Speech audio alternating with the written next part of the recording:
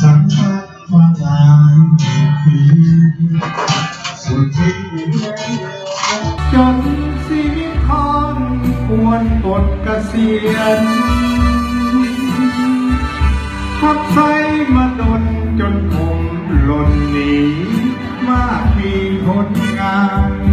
กอบโลกมานานสังขารมันเปลี่ยนซุ้มเสียงบดีดังเดิมพอดเทอมเกษียณมอบเวรเป็นเพียงของรุ่นต่อไปจงดำเนินการทุกอันสานต่อที่พ่อสร้างมาให้กองฟ้าประสาเลื่อมใสให้คนชาติอื่นได้เห็น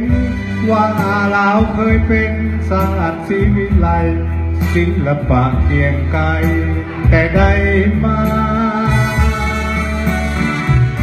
ลาแล้วเวทีลาสีลาแสงอีกเสียงดังๆลาหมดกระทั่งมิตรเพลงทั่วหน้านับตั้งแต่นี้ต่อไปอย่าได้เอิ้นหาอย่าเชิญให้มาหอมเพลงอีกเลย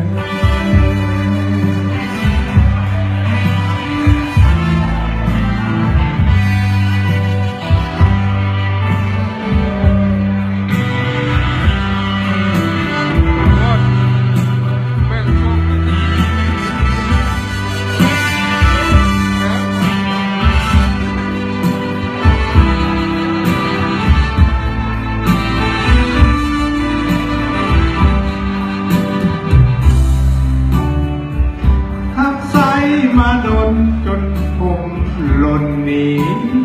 มากมีผลงาน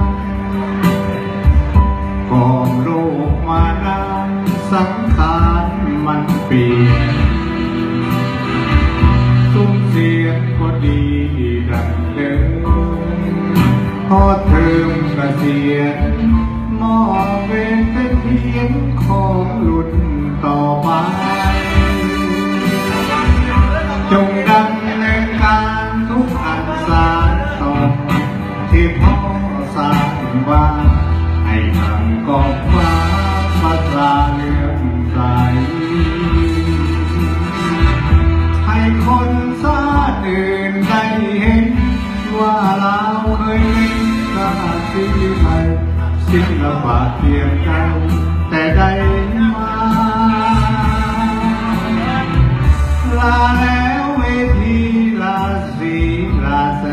งอีกเสียงดังลาวันกระทั่งมิตรเพลงทั่วหน้านับตั้งแต่นี้ต่อไปอย่าได้เอิ้นหาอย่าเสิร์ชขึ้นมาห้องเพลงอีกเลย